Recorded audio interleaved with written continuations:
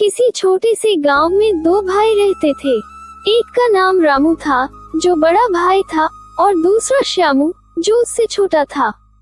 दोनों भाइयों के माता पिता का निधन बचपन में ही हो गया था और उन्होंने अपनी पूरी संपत्ति अपने बेटों के नाम छोड़ दी थी। रामू स्वभाव से बहुत लालची था, जबकि श्यामू सरल और मेहनती था। माता पिता के जाने के बाद दोनों भाइयों ने अपनी संपत्ति को संभालने का काम शुरू किया। शुरू में दोनों मिलकर खेती करते और गांव में रहने वाले लोगों के साथ मिलजुल कर काम करते थे। रामू अपनी सारी संपत्ति खुद के लिए रखना चाहता था, जबकि श्यामू चाहता था कि वे दोनों भाई समान रूप से सब कुछ बांट लें और मिलकर मेहनत करें। वक्त बीतता गया और धीरे धीरे रामू के भीतर की लालच और बढ़ने लगी। वह अक्सर सोचता कि कैसे वह श्यामू से सारी संपत्ति हड़प सकता है और उसे अकेला छोड़ सकता है। श्यामू को उसकी इस मानसिकता के बारे में कुछ भी पता नहीं था, क्योंकि वह अपने बड़े भाई पर पूरी तरह से भरोसा करता था। रामू ने एक दिन श्यामू से कहा, भाई, मैं सोच रहा हूँ कि क्यों न हम अपनी जमीन को 2 हिस्सों में बांट लें। इससे हमें अपने अपने हिस्से में स्वतंत्र रूप से काम करने का मौका मिलेगा। श्यामू को इसमें कोई बुराई नजर नहीं आई, क्योंकि वह अपने भाई की बातों पर विश्वास करता था। उसने सहमति में सिर हिलाया और कहा, ठीक है भाई, जैसा तुम ठीक समझो। दोनों ने जमीन को बांट लिया। रामू ने चालाकी से सारी उपजाऊ जमीन अपने हिस्से में ले ली और श्यामू को वह जमीन दे दी जहाँ पर खेती करना मुश्किल था।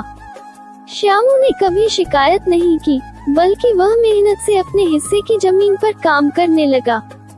लेकिन रामू का लालच यही खत्म नहीं हुआ। उसकी नजर श्यामू के छोटे से मकान पर भी थी। वह चाहता था कि श्यामू गांव छोड़कर कहीं और चला जाए ताकि वह उसके मकान पर भी कब्जा कर सके। इसके लिए रामू ने एक चाल चली। रामू ने गांव में अफवाहें फैलानी शुरू कर दी कि श्यामू की जमीन पर भूत प्रेत का साया है। उसने गांव के कुछ लोगों को भी अपनी तरफ मिला लिया, जो श्यामू के खिलाफ झूठी बातें फैलाने लगे। रामू ने श्यामू के लिए अजीब अजीब कहानियां बनाई, जिससे गांव के लोग श्यामू से दूर रहने लगे।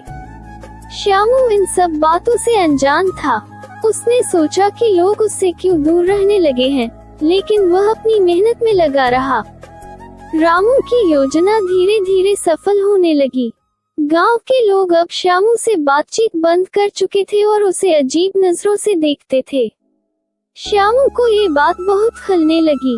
एक दिन श्यामू ने रामू से पूछा, भाई, गांव के लोग मुझसे बात क्यों नहीं करते? क्या मैंने कोई गलती की है? रामू ने उसे धोखा देते हुए कहा, भाई, लोग कह रहे हैं कि तेरी जमीन पर बुरी आत्माओं का साया है, इसीलिए वे तुझसे दूर रह रहे हैं। श्यामू को ये सुनकर बहुत दुख हुआ। वो सोचने लगा कि अब क्या किया जाए। रामू ने मौके का फायदा उठाया और उसे सुझाव दिया, भाई, क्यों न तू ये गांव छोड़कर कहीं और चला जाए। यहाँ तुझे कोई मान सम्मान नहीं मिल रहा है और तेरे लिए ये जगह अब सुरक्षित नहीं है। मैं तेरा मकान खरीद लेता हूँ ताकि तू आराम से जा सके। श्यामू को अपने भाई की सलाह सही लगी। उसने सोचा कि बड़ा भाई कभी उसका बुरा नहीं चाहेगा। वह अपना मकान और जमीन रामू को बेचने के लिए तैयार हो गया। रामू की योजना अब पूरी तरह सफल हो चुकी थी। उसने सस्ते दामों पर श्यामू की संपत्ति खरीद ली और उसे गांव से बाहर निकाल दिया। श्यामू गांव छोड़कर एक दूर के शहर में चला गया। वहां उसने एक छोटी सी नौकरी कर ली और अपना जीवन फिर से शुरू किया। वह मेहनती था, इसलिए जल्दी ही उसका काम चल पड़ा।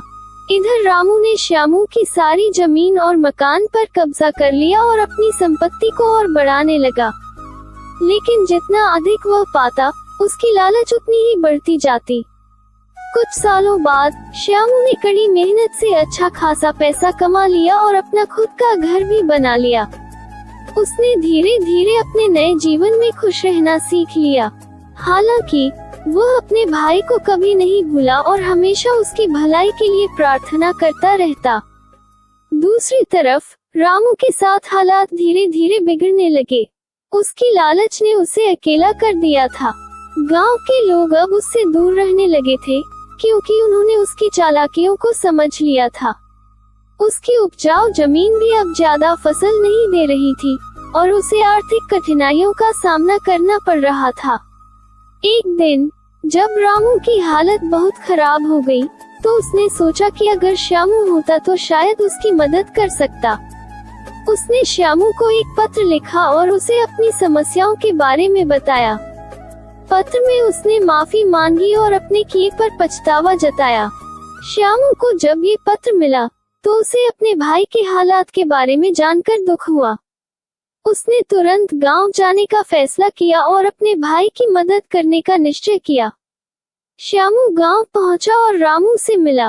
रामू को देखकर वह चौंक गया, क्योंकि उसका भाई अब बहुत कमजोर और बीमार लग रहा था। रामू ने श्यामू से माफी मांगी और कहा, भाई, मैंने लालच में आकर तुझसे बहुत अन्याय किया, मुझे माफ कर दे। श्यामू ने उसे गले लगाया और कहा, भाई, तेरा बुरा समय खत्म हो गया है, मैं यहाँ तेरी मदद करने आया हूँ। अब हम दोनों मिलकर फिर से सब कुछ ठीक करेंगे। श्यामू ने अपनी मेहनत और सच्चाई से रामू की हालत को सुधारा और उसकी जमीन को फिर से उपजाऊ बना दिया। रामू को अब एहसास हो गया था कि सच्चा सुख लालच में नहीं, बल्कि मेहनत और प्रेम में है। उसने अपनी सारी संपत्ति श्यामू के साथ बांट ली और दोनों भाई फिर से खुशी खुशी रहने लगे। इस कहानी से हमें ये सीख मिलती है कि लालच का परिणाम हमेशा बुरा होता है। जो व्यक्ति सच्चाई और मेहनत के रास्ते पर चलता है, वह अंत में सफलता और सुख पाता है। भाईचारे और प्रेम से बढ़कर दुनिया में कुछ भी नहीं है।